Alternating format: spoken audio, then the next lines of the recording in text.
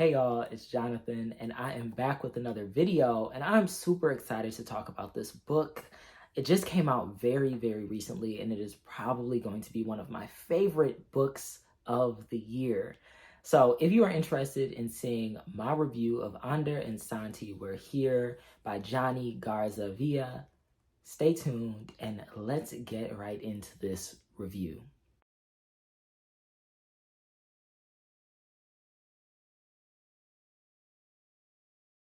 So I remember I was on Twitter and somebody had tweeted out a picture of this book. And I was like, that cover is absolutely beautiful. I'll make sure to put the cover somewhere around here. The cover was absolutely beautiful. And I was like, this sounds really, really dope.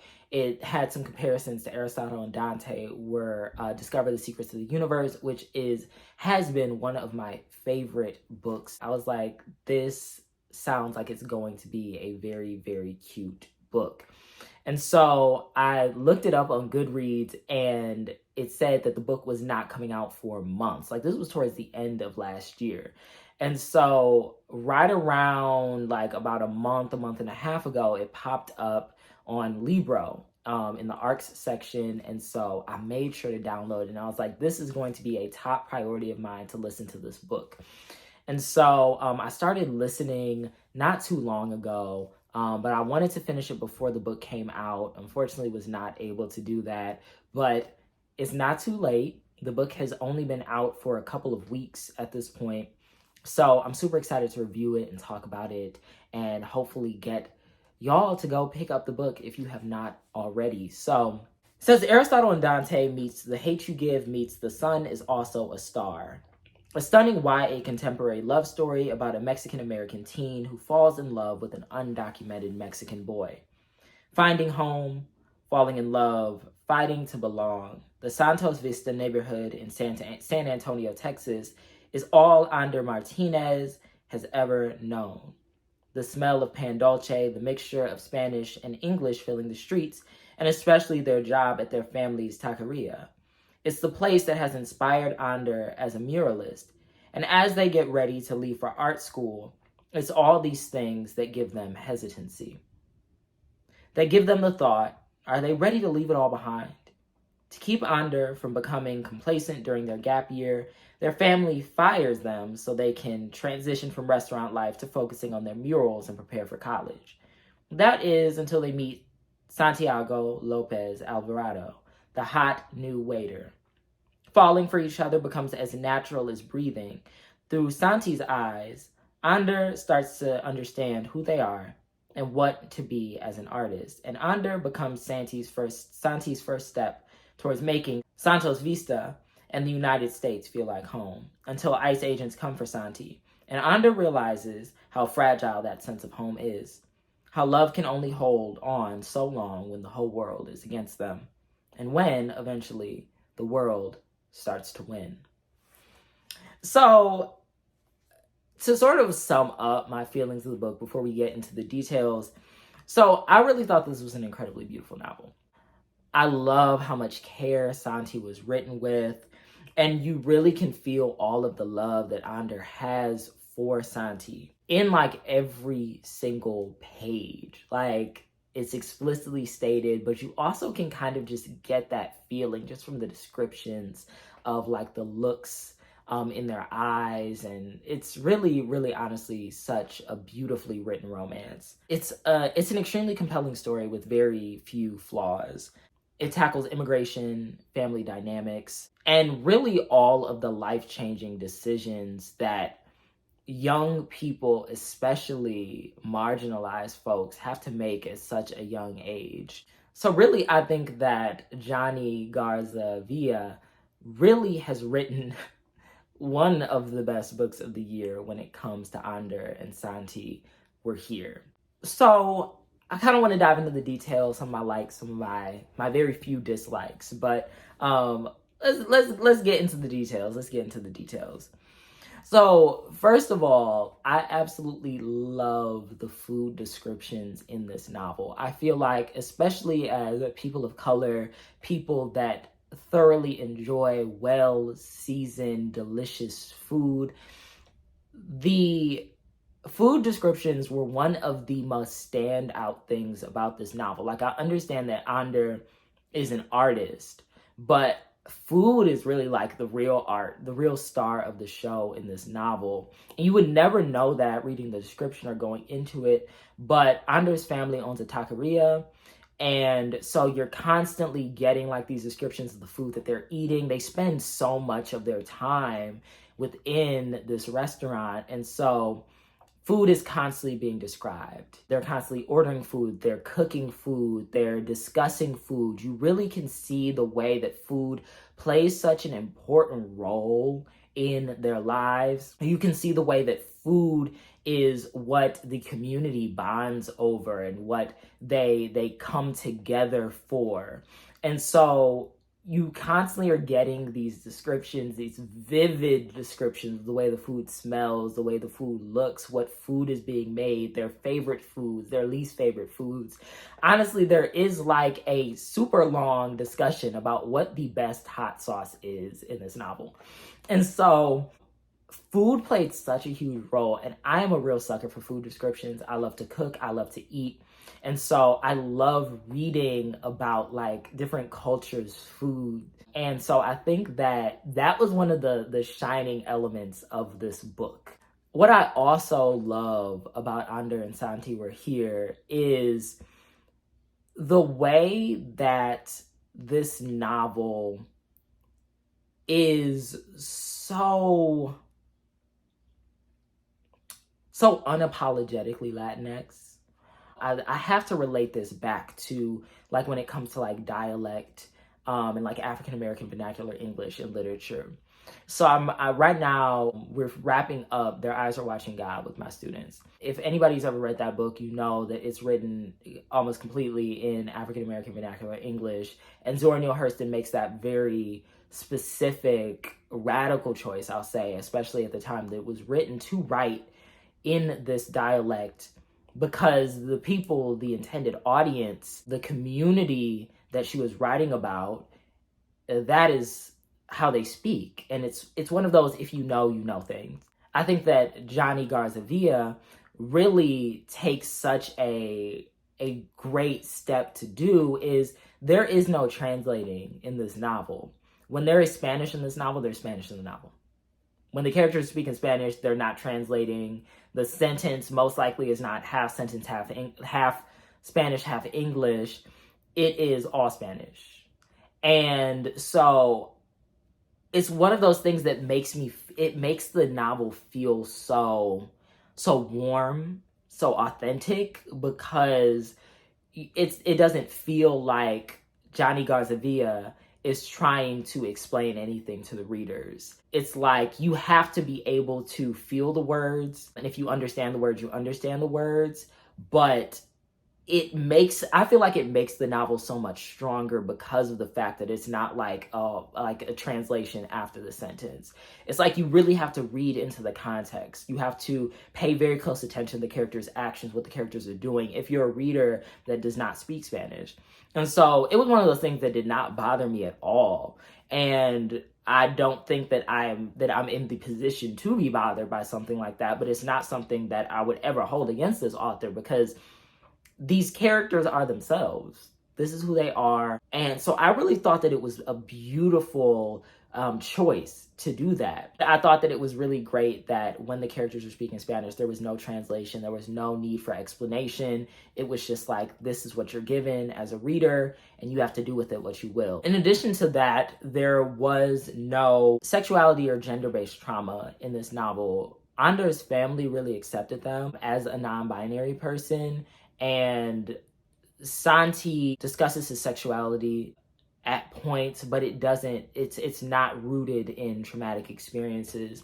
And so you really have a very accepting environment. And I think that if this book had maybe had, violence against Ander because they're non-binary or because of their sexuality, it would have been very heavy. And I think that one of the things that this book does really well balancing is the seriousness of the plot, the seriousness of, having Santi being an undocumented immigrant, but also there is that balance of the lightness and the joy that comes with the relationship between Ander and Santi. So I think that that was a really nice balance there. And sort of following that up when it comes to just like that softness, that tenderness, is the way that Santi was written. Santi was my favorite character. And I'm not talking negatives, but I didn't care for Ander as much. I desperately, desperately wanted to read a chapter from Santi's perspective. I thought that Santi just seemed like a joy, a pure soul, and I wanted to hear more from him. I wanted to see his perspective. He held back. You could see that he was the partner that knows that they have a very forward, powerful personality in their significant other. And so Ander has a very, very strong personality. They're very out there. They're very aggressive, I would say, in a way. Very strong-willed, very opinionated. And I think that Santi does an amazing job at sort of balancing that in Ander. And so I really, really wanted a chapter from Santi's perspective. We didn't get one.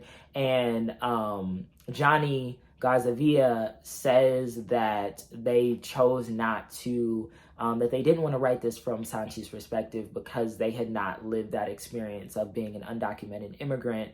And so that's not something they would want to try to give, they would even attempt to, try to write from the perspective of. And I understand that choice. I do think that, it would have been a great opportunity to hear from Santi. So maybe if there's like a collaboration possible between them and maybe an undocumented writer or an author that has that experience, has that lived experience, and maybe like getting that in a sequel, that would be fantastic, because I just thought that Santi was such a great character. And I found myself really, really loving side characters or secondary characters in the stories. And I think that Santi is one of those. Of course, just the general topic of, undocumented immigrants, ICE. I think that Johnny Garza Villa tackling this topic is not something that I've seen a lot in literature, where you really have like a romance that where one of the partners is undocumented, especially, tackling ICE in a way where you are so forward in your thoughts about ICE. It is absolutely terrible.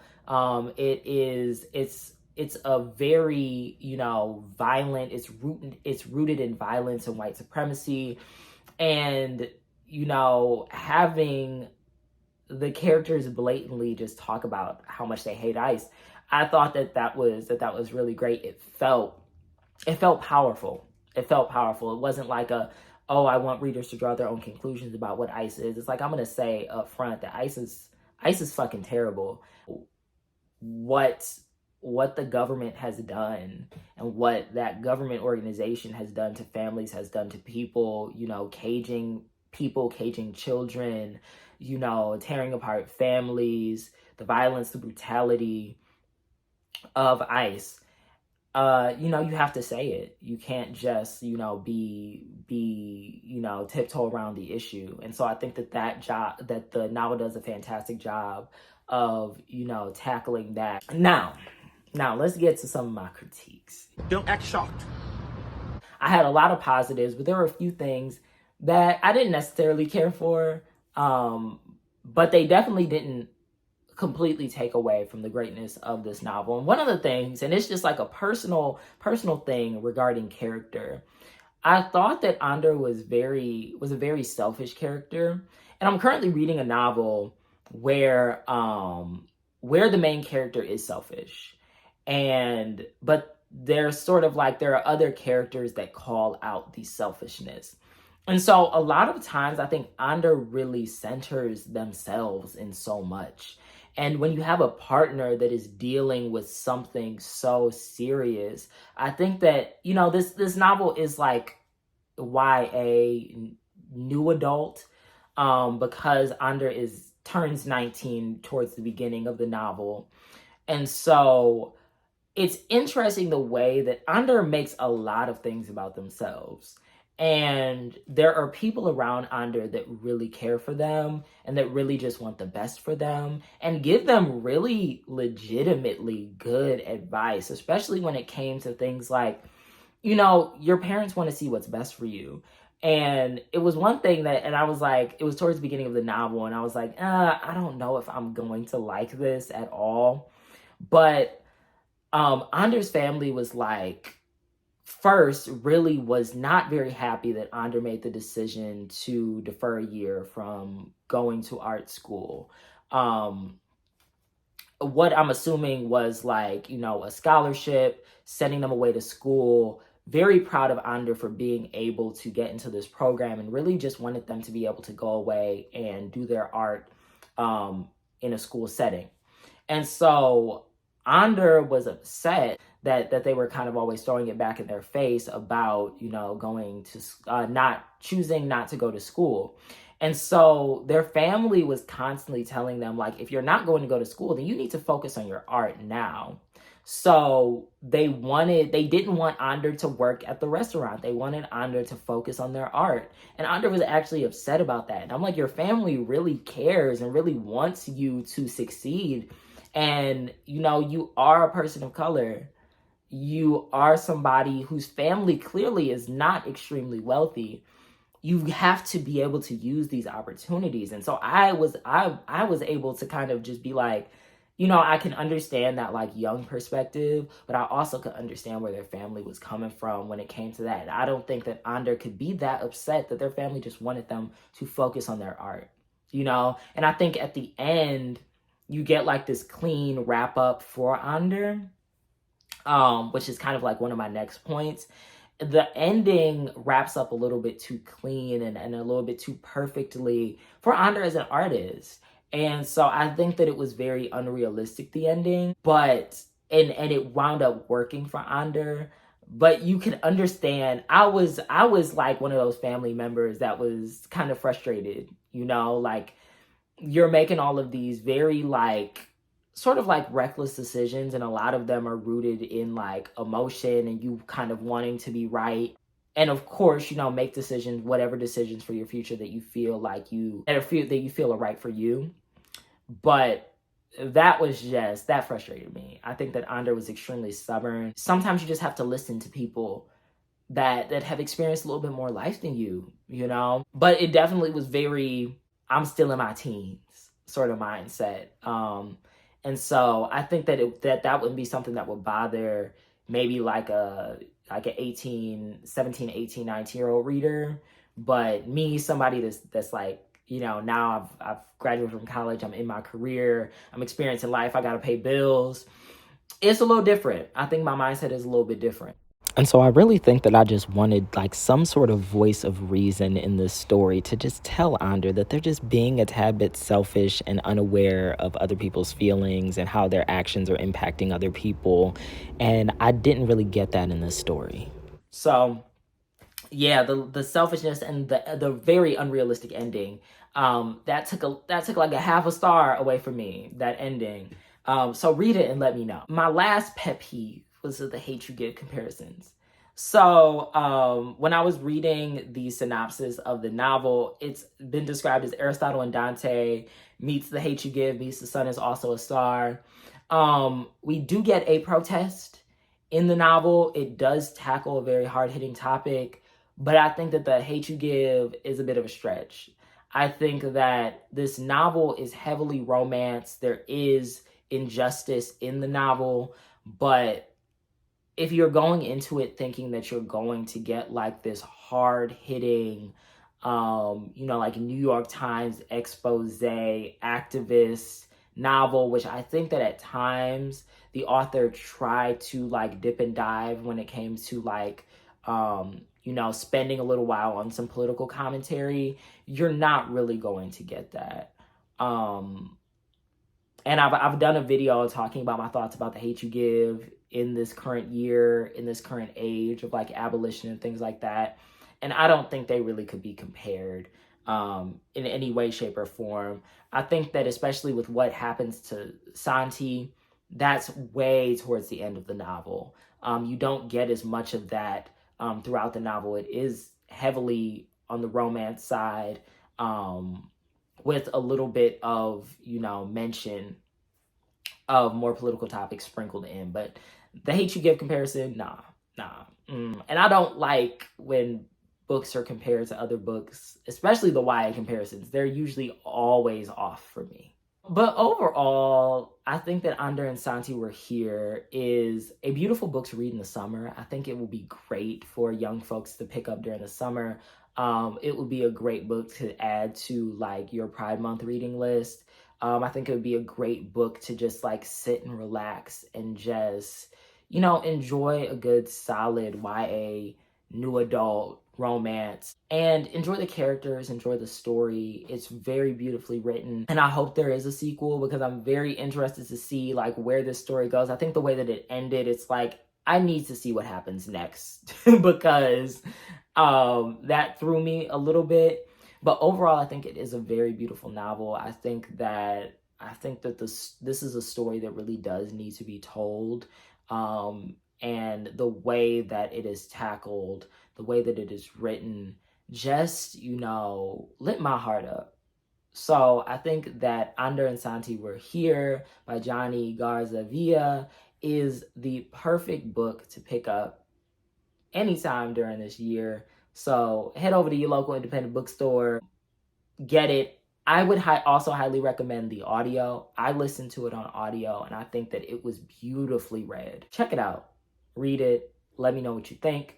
Make sure that you give this video a thumbs up. If you haven't already, drop something in the comment section. Have you read it? Do you plan on picking it up? If you've read it, let me know your thoughts. Do you agree? Do you disagree? Always up for some great dialogue in the comment section. And I will see you all in the next one. And always remember that you are loved.